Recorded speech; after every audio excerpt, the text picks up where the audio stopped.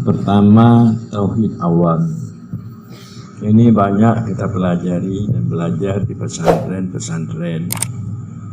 Namanya pesantren kita belajar kitab Matan Sanusi sampai ke Dusuki untuk kita mengetahui sifat-sifat Allah yang wajib, yang mustahil, yang harus menurut metode yang disampaikan oleh Abu Hasan Asy'ari dan Abu Mansur Maturidi. Itu dikatakan tauhid akidah atau tauhid awam. Kita mendapatkan Allah dengan dalil. Dalil pertama yaitu Al-Quran dan hadis, dalil nakal. Dan juga dengan dalil akal yang dikatakan burhan, bahwa tanda keberadaan Allah adanya alam, adanya makhluk ini. Sebab alam adalah tidak lain yang menciptakan kecuali Allah. Karena tidak mungkin alam ini bisa jadi sendiri. Dia mesti ada orang yang menciptakan. Karena sifatnya alam ini berubah-ubah. Seperti kita dari kecil berubah jadi besar. Dari besar sudah tua, kemudian mati. Berubah-ubah. Dan juga kedudukan pangkat kita. Namanya seperti kita sebelumnya tidak ada jabatan apa-apa. Sekarang kita sudah menjadi bupati atau wakil bupati. Kemudian nanti setelah itu kita tidak jadi lagi, berubah-ubah. Kita menjadi orang biasa. Jadi perubahan-perubahan tentu ada orang yang merubah. Kalau kita sendiri untuk merubah tidak mampu, bahwa ada orang lain yang merubah, yaitu Allah Subhanahu wa Ta'ala. Jadi menandakan alam ini berubah, ada yang merubah Allah, itu adalah dengan dalil burhan. Untuk mendapatkan Allah adalah dengan dalil, yaitu dalil nakal, Al-Quran dan hadis, dan dalil burhan, istilahnya akal pikir, melihat kepada perubahan. Dan kemudian ada istilah tauhid tasawuf. Ini istilah tauhid tasawuf ini bahwa yang menggagas, memang tauhid tasawuf ini sudah ada, tapi yang mengangkat-angkat adalah saya. Untuk sementara saya mengangkat tauhid tasawuf. Padahal yang diamalkan, yang diajarkan di dalam tarekat itulah tauhid tasawuf. Tasawuf maknanya berjalan kemauan kita supaya kita berada di hadapan Allah. Tarekat bagaimana supaya hati kita ini dapat kita sangkutkan kepada Allah, supaya hati ini dapat bersama Allah. Dan di samping itu kita berakhlak yang mulia, yaitu akhlak-akhlak yang terpuji. Karena Rasulullah itu diutus untuk memperbaiki akhlak. Innama bu'istu liutammima makarimal akhlak.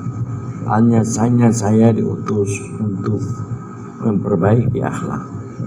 Supaya akhlak kita dapat sabar, dapat tawadhu, berhati rendah, dapat isar, peduli. Jadi bukan mementingkan diri sendiri, kita peduli. Dan kita dapat futuwah, yaitu melihat hak-hak orang. Hak orang ada pada kita, hak kita tidak ada pada orang. Futuwah. Jadi supaya kita benar, jadi kita tidak menipu orang, tidak berbohong. Kita adalah terbuka, transparan, bisa itu akhlak-akhlak yang bagus. Itu yang dimaksud dengan tauhid tasawuf. Orang yang berada di hadapan Allah, hanya Allah terlihat, tidak lainnya. dan dia dapat berakhlak yang bagus. Dan ketiga adalah tauhid sufi. Jadi kalau tauhid tasawuf menghilangkan penyakit-penyakit nafsu pada hati kita, itu tasawuf. Adapun tauhid sufi yaitu menghilangkan wujud selain Allah di dalam batin kita supaya kita dapat bersama Allah, itu sufi. Jadi beda tasawuf dengan sufi. Kalau tasawuf jangan ada sifat-sifat yang jelek yang ada pada nafsu kita melengket pada hati kita. Kalau sufi jangan ada dalam hati kita wujud selain Allah. Sebagaimana kata orang sufi, hasbi rabbi jalallah ma fi qalbi illallah. Cukup aku Tuhanku, tidak ada di dalam hatiku melainkan Allah. Jadi orang-orang sufi dia bersih berpisah dengan Allah, dia senantiasa berkumpul dengan Allah. Jadi ini ajaran kesufian. Makanya orang sufi mengatakan ma wahadal wahid min wahid fama wahada fahuwa jahil. Tidak mentauhidkan oleh seorang akan seseorang. Siapa yang mentauhidkan akan seorang dari seorang, orang itu adalah jahil, orang kafir. Karena orang-orang sufi telah hilang wujud dirinya.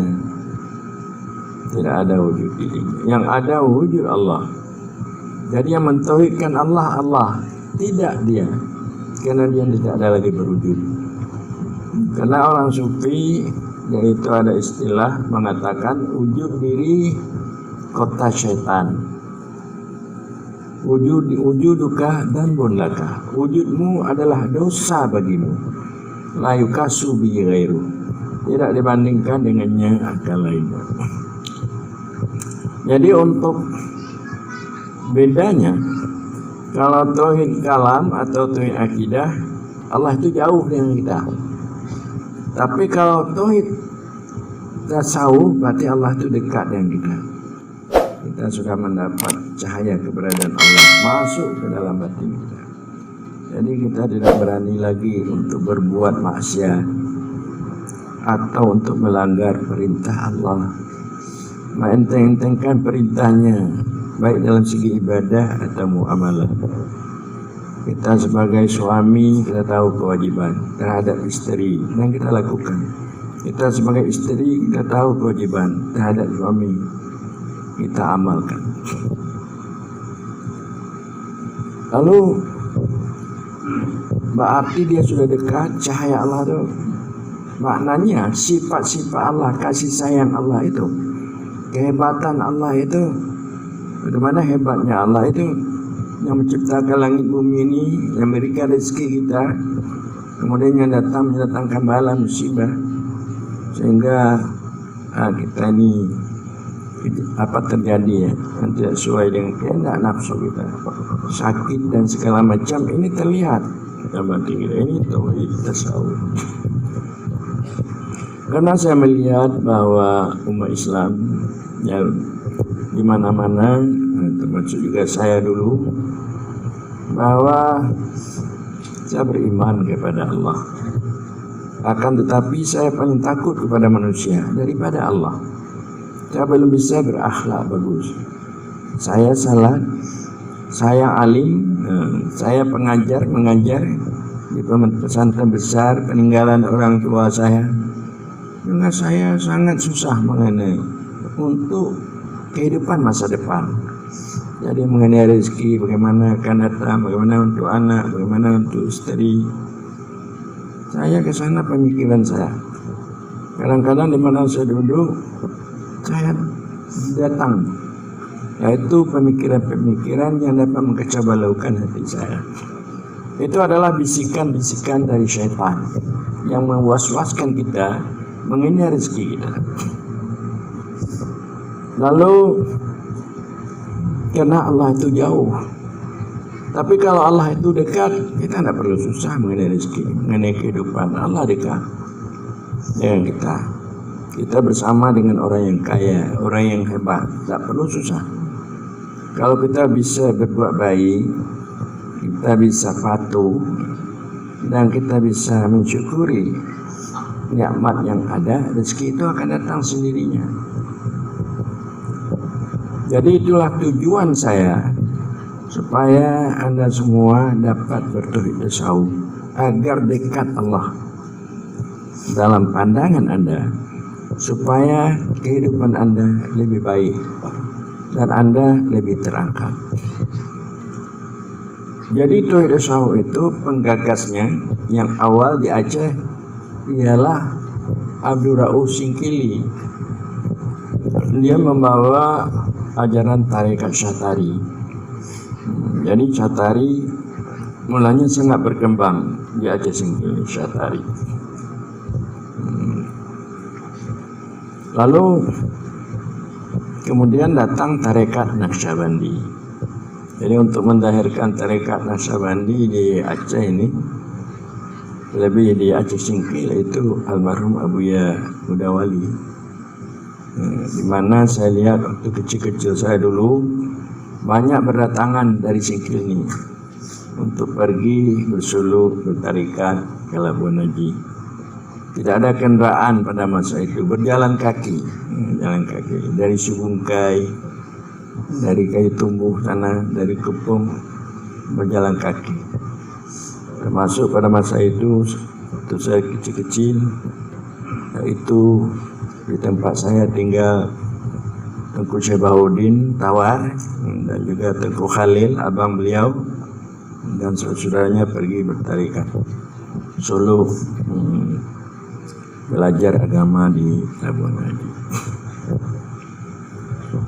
Para hadirin hadirat sekalian, di waktu saya mengangkat ajaran sufi, tauhid sufi, bukan tauhid tasawuf, di situ timbul fitnah. Makna timbul fitnah terutama dari murid-murid Abuya Mudawali.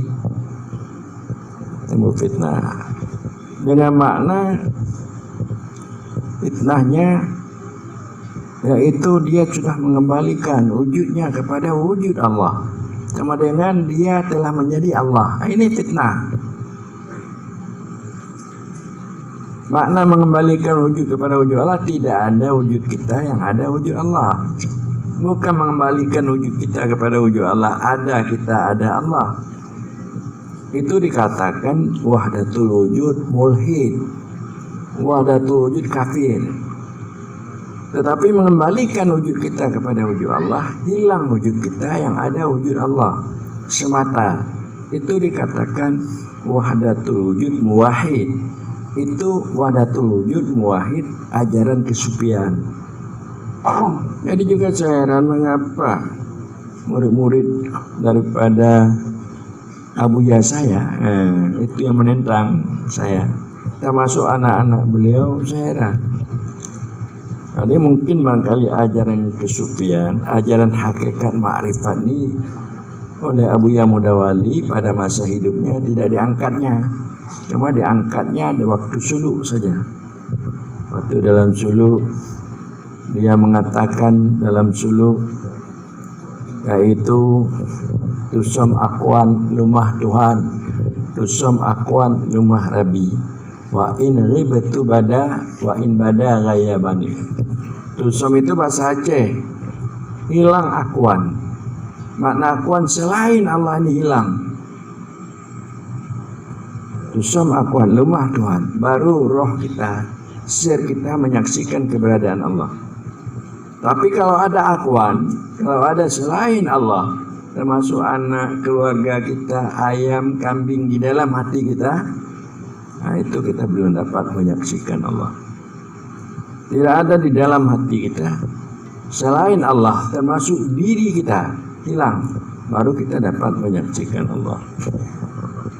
Maka oleh karena itu ajaran tasawuf, ajaran sufi menafsirkan ayat wadhkur rabbaka idza nasita. Ingat olehmu akan Tuhanmu apabila engkau lupa selain Tuhan. Jadi kita diperintahkan mengingat Allah bila mana kita sudah lupa selain Allah. Selain Allah itu termasuk diri kita dan alam semesta. Bila mana kita tidak ingat lagi selain Allah, diri kita dan alam semesta, baru ingat kita kepada Allah, itu ingat yang benar. Ini tafsir Isyari dalam penyampaian wadhkur rabbaka idza nasita. Coba kata orang tasawuf sufi, engkau mengingat Allah, kalau belum engkau dapat melupakan selain Allah diri engkau dan lainnya, engkau mengingat lain Allah, engkau ingat Allah, engkau ingat. Jadi berarti itu campur baul dalam batinmu, ada lain Allah, ada Allah. Jadi kamu nak fokus ingatanmu kepada Allah. Cahaya Allah itu tidak akan dapat, makrifat ketauhidan itu tidak akan dapat kalau ada selain Allah di dalam batinmu. Jadi oleh karena itu ingat olehmu akan Allah apabila engkau lupa selain Allah. Jadi itu ingat Allah lupa selain Allah, itu dikatakan ajaran sufi. Itu dikatakan zikir sufi. Tapi kalau kita mengingat Allah selain Allah teringat juga sekali-sekali, itu zikir tasawuf. Tapi kalau kita mengingat Allah, menyebut Allah selain Allah, itu masih banyak teringat. Itu zikir orang syariat istilahnya. Zikir ini itu umum, sembahyang itu zikir, doa itu zikir, membaca Al-Quran zikir, bertasbih zikir, tahmid zikir, tahlil zikir. Mengapa kita dalam sembahyang kita tidak bisa khusyuk, tidak bisa hudur hati kita pada Allah? Karena banyak yang datang waktu kita dalam mengingat Allah. Begitu ingat Allah sebentar, sudah datang istri, sudah datang anak dalam hati kita. Banyak orang yang manggil-manggil. Ini mengapa? Karena kita masih jauh dengan Allah. Kalau kita sudah dekat dengan Allah, terlihat kasih sayangnya, kehebatannya, dan kebagusannya, maka tidak teringat lagi yang lainnya. Apalagi kita sudah menjadi orang sufi. Sebagaimana Allah berfirman di dalam Al-Quranul Karim, innamal mu'minuna alladzi idza dzukirallah wajilat qulubuhum. Hanya saja orang beriman apabila disebut akan Allah gemetar hatinya. Waktu disebut akan Allah, setelah Allah itu telah ada di hadapannya, dia gemetar dalam hatinya. Itu sebenarnya orang-orang mukmin. Innamal mu'min, hanya saja orang mukmin yang benar. Jadi saya dengan tauhid tasawuf ini sufi, supaya keimanan kita bisa meningkat. Jangan hanya keimanan awam, bisa meningkat kepada keimanan khawas, bisa meningkat kepada keimanan khawasul khawas, yang dimaksud dengan insan kamil. Jadi yang lain ini saya heran, ulama-ulama Aceh tidak boleh membaca insan kamil, tidak boleh menerima ajaran Abdul Karim Al-Jili. Jadi lucu nih. Mengapa itu saya lihat ulama-ulama besar, murid-murid ayah saya. Jadi saya aja menyampaikan, saya ditentang, saya disesatkan. Saya menyebut penyebutan apa yang disampaikan oleh insan oleh Abdul Karim Al-Jili, bahwa saya mengatakan pendapat Abdul Karim Al-Jili yaitu Muhammad Abdun. Muhammad itu maksudnya insan kamil, insan yang sempurna iman. Allah Rabbun fi syariah. Kalau kita patuh kepada perintah dan larangan syariah, tahu kita hukum, orang insan kamil ini dia menjadi budak Allah. Allah Tuhannya, dia budaknya pada syariat, artinya pada mematuhi hukum, menjunjung tinggi perintah dan menjauhkan larangan. Itu syariat. Jadi oleh Abdul Karim Jili mengatakan lagi, Allah Rabbun, Muhammad Allah Rabbun, Muhammad Abdun fi syariah. Allah dan Muhammad sifat pada tarikat. Itu adalah merupakan satu pentasbihan, penyerupaan. Dat dan sifat itu tidak lekang dia. Jadi hati orang yang bertarikat, orang tarikat ini hati yang perlu. Dia tidak ada lupa-lupa kepada Allah, sama seperti dat dan sifat. Zat dan sifat tidak lekang. Hati orang yang bertarikat, dia selalu teringat pada Allah. Jadi dikatakanlah Muhammad, Allah zat, Muhammad sifat. Allah itu zat, Muhammad sifat pada tarikat. Itu hati. Jadi hati orang bertarikat diumpamakan seperti zat dan sifat. Antara dia dengan Allah sama seperti zat dan sifat. Artinya tidak lekang-lekang untuk ingat Allah. Jadi kalau umpamanya kita bertarikat masih lupa-lupa mengingat Allah, itu belum sah tarikat kita, atau belum sempurna. Jadi kadang-kadang kita orang bertarikat, dalam sembahyang kita sering lupa Allah, hati kita teringat yang lain. Jadi tarikat kita itu belum dikira benar. Kemudian Abdul Karim Al-Jili mengatakan, Allah roh, Muhammad jasad. Pada hakikat Allah itu ibarat. Ini perumpamaan nih. Ibarat roh, perumpamaan tasbih. Tasbih itu ada tanzihnya nanti. Allah ibarat roh. Muhammad maksudnya insan kamil itu ibarat tubuh. Tubuh itu bisa bertahan kalau ada roh. Kalau tidak ada roh, tubuh itu hancur ya. Kalau tidak ada nyawa, tubuh kita menjadi tanah. Tapi karena ada nyawa, maka dia bisa apa? Artinya bisa tubuh itu bagus, baik, karena ada roh. Begitulah, karena ada Allah, makanya kita ini bisa ada seperti ini. Kalau tidak ada Allah, kita tidak bisa bergerak. Karena gerak itu datang dari Allah. Kita tidak bisa berkemauan, karena kemauan itu datang dari Allah. Jadi orang-orang hakikat selalu pandangannya kepada Allah.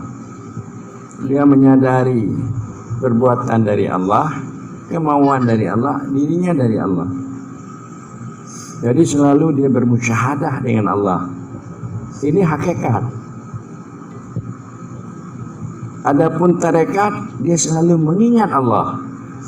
Adapun hakikat, selalu dia memandang Allah. Hakikat ini adalah pandangan roh. Kalau tarekat itu pandangan hati. Jadi roh selalu memandang wujud Allah. Tidak terlihat lainnya, hilang lainnya. Jadi inilah maksud daripada penyampaian daripada Abdul Karim Al-Jili. Dan juga pada ma'rifat Allah Muhammad. Maknanya apa? Muhammad itu zahir dari Allah. Zahir Muhammad dari Allah. Maka adanya Muhammad itu penyebabnya ada Allah. Allah yang menciptakan Muhammad. Jadi Muhammad itu sebagaimana telah dikatakan oleh tasawuf, kalaulah umpamanya tidak ada Muhammad, kita tidak akan untuk dapat tahu Allah. Kuntu kanzan makhfiyah, adalah aku gedung yang tersembunyi. Fa'aratu an wa'arafa, aku berkehendak supaya bahwa aku dikenal.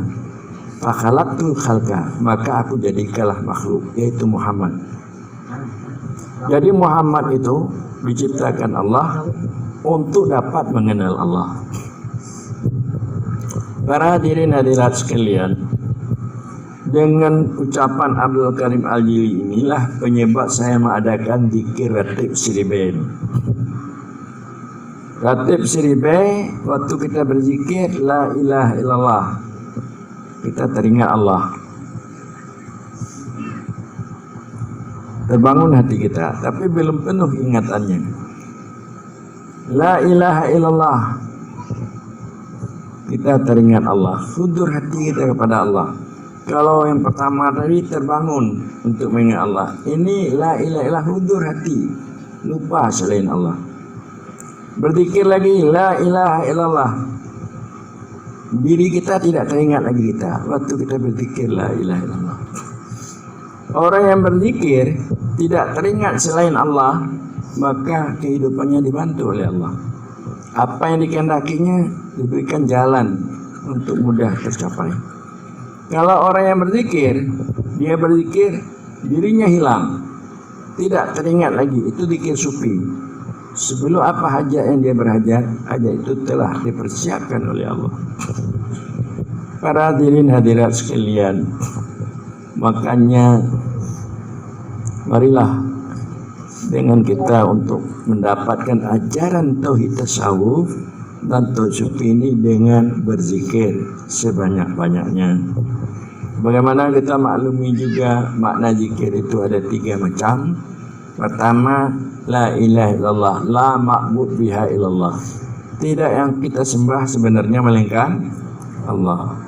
La ilaha illallah, la maksud biha illallah. Tidak ada kasat kemauan kita kecuali Allah. La ilaha illallah, la mawjud biha illallah. Tidak yang ada kecuali Allah. Kita juga tidak ada. Kita juga tidak ada. Apa maksudnya? Ada perbuatan. Perbuatan kita hilang dalam perbuatan Allah. Ada sifat kemauan. Kemauan kita hilang dalam kemauan Allah. Ada umpama zat kita hilang di dalam zat Allah. Ini semua ada mempunyai alasan, sandaran, sebagaimana Al-Quran mengatakan, wallahu khalaqakum wama ta'malun. Tidak aku dan akulah yang menjadikan kamu dan menjadikan barang yang kamu kerjakan. Yang kita kerjakan ini juga Allah yang menciptakan. Usaha kita juga Allah yang menciptakan. Wa ma tasya'una illa masyaallah. Tidak berkehendak kamu melainkan apa yang dikehendaki oleh Allah. Jadi kehendak kita harus dapat hilang. Yang ada kehendak Allah Subhanahu wa taala. Para hadirin hadirat sekalian, kalau menurut saya bahwa ketuhanan yang Maha Esa, Tuhan yang Maha Esa dalam anggaran dasar kita itu adalah maknanya warga negara itu yang lepas daripada kesyirikan dan kenifakan. Hanya Esa Allah. Tidak diserikatkannya Allah itu dengan dirinya, dengan ilmunya. Dia tidak serikatkan ilmunya dengan ilmu Allah. Tidak diserikatkannya perbuatannya dengan perbuatan Allah. Tuhan yang Maha Esa. Allah itu tidak berserikat dengan lain Allah dan dengan dirinya.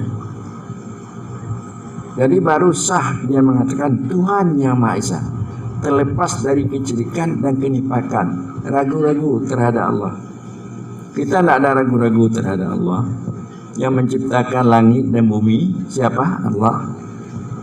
Yang memberikan nikmat yang banyak, ikan di laut siapa? Allah. Yang memberikan istri, anak siapa? Yang memberikan suami, cucu siapa? Allah. Jadi Allah sendirinya. Tidak ada teman baginya untuk menciptakan alam semesta.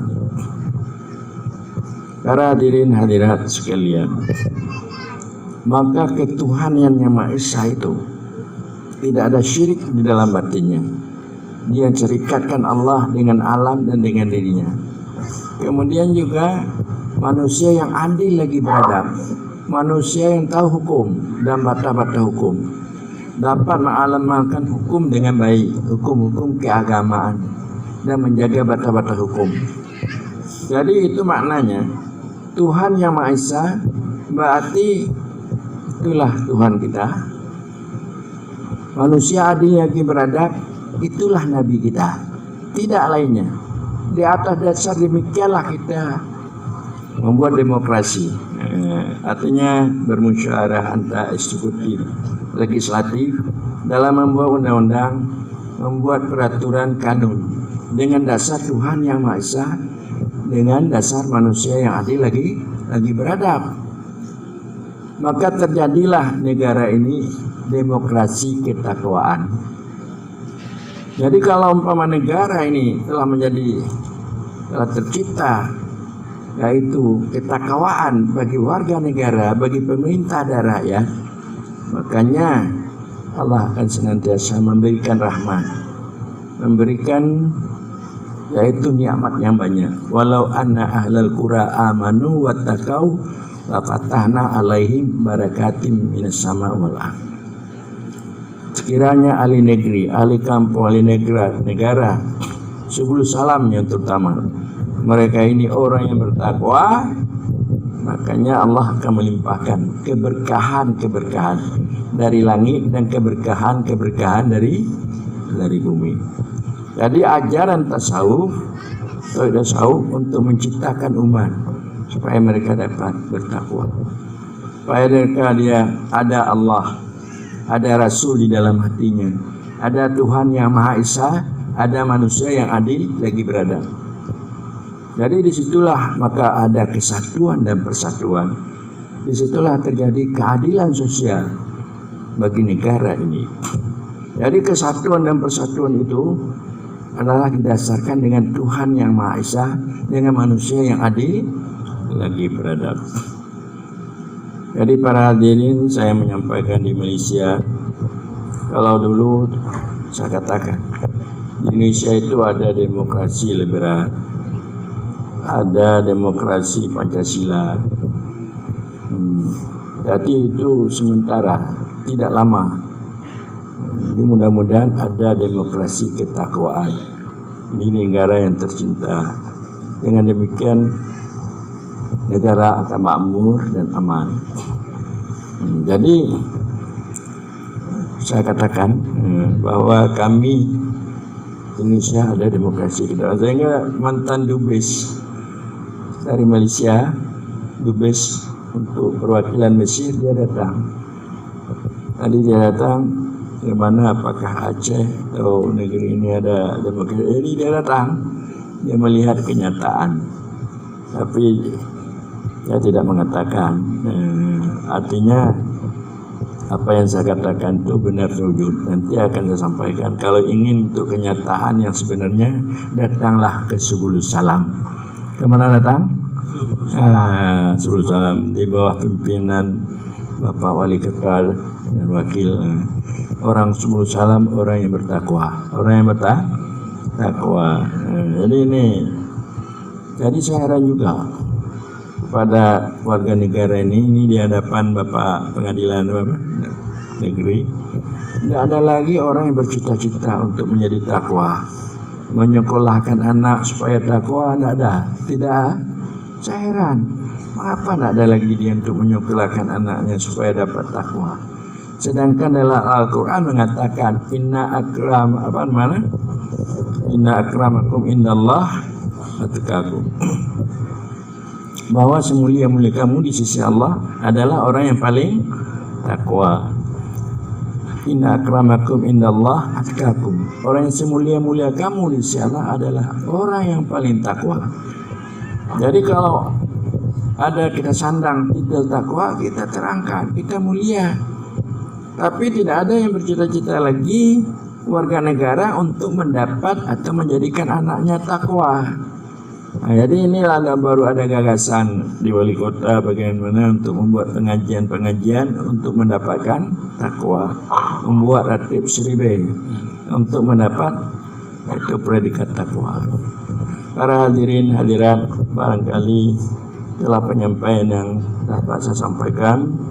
Semoga kita semua di bawah pimpinan Bapak Wali Kota dan juga Bapak Wakil, bahwa kita ini dapat melangkah untuk meningkatkan keimanan kita dan untuk juga berusaha untuk dapat kita upati takwa di negeri atau di tempat di Subul Salam yang kita cintai ini.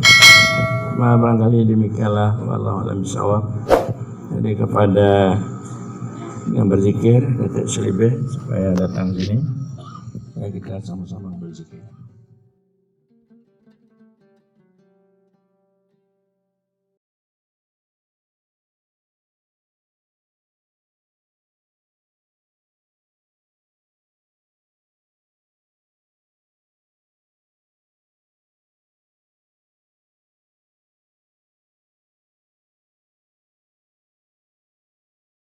Thank